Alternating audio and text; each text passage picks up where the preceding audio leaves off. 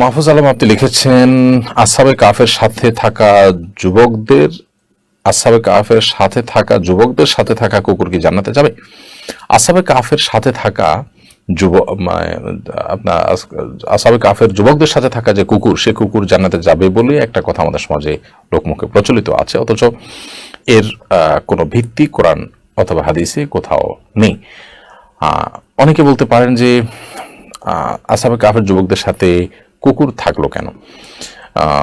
অর্থাৎ কুকুর মুসলমানের বাসায় থাকলে সেখানে রহমতের ফেরেশতা আসে না, হাদিসে পরিষ্কার বলা আছে এবং নিষেধ আছে বাসা বাড়িতে কুকুর রাখা, তাহলে তারা কেন কুকুর নিয়ে গেল? এর উত্তর হলো যে প্রথমত তারা তারা আমাদের নবীর শরীয়তের মানুষ ছিল না, তারা পূর্বের নবীর শরীয়তে ছিলেন এবং সে সমস্ত নবীদের শরীয়ত কিন্তু পৃথক হয়ে থাকে। কোন নবীর অনুসারীদের জন্য অন্য নবীদের বিধিবিধান, অন্য নবীর প্রতি যে শরীয়ত প্রণীত হয়েছে সেটা মানা তাদের উপরে আবশ্যক থাকে না, বিধায় হয়তো তাদের শরীয়তে সেটা জায়েজ ছিল। আরেকটা বিষয় হলো যে তারা সেটাকে স্বীকার করার জন্য সাথে রেখেছেন, নিরাপত্তার জন্য সাথে রেখেছেন, এবং কি তারা তাদের ঘরে নিয়ে রেখেছেন এমনটি কিন্তু প্রমাণিত নয়।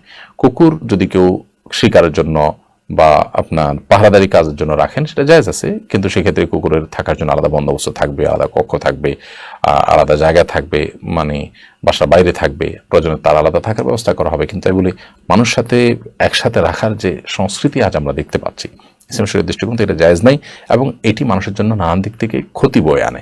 মানুষের ভেতরগত অন্তর্নিহিত কিছু ক্ষতি আছে যেগুলো মানুষ বুঝতে পারে না। কোরআন হাদিস যা বলেছে সেটা আমাদের কল্যাণার্থেই বলেছে। সব কল্যাণ অকল্যাণ যে আমি ধরে ফেলতে পারবো বা বুঝে ফেলতে পারবো এমনটি নয়। বহু আদেশ নিষেধ শরীয়ত আমাদেরকে করেছে যেগুলো যথার্থতা আজ বহুকাল পরে এসে আমরা বুঝতে পারছি।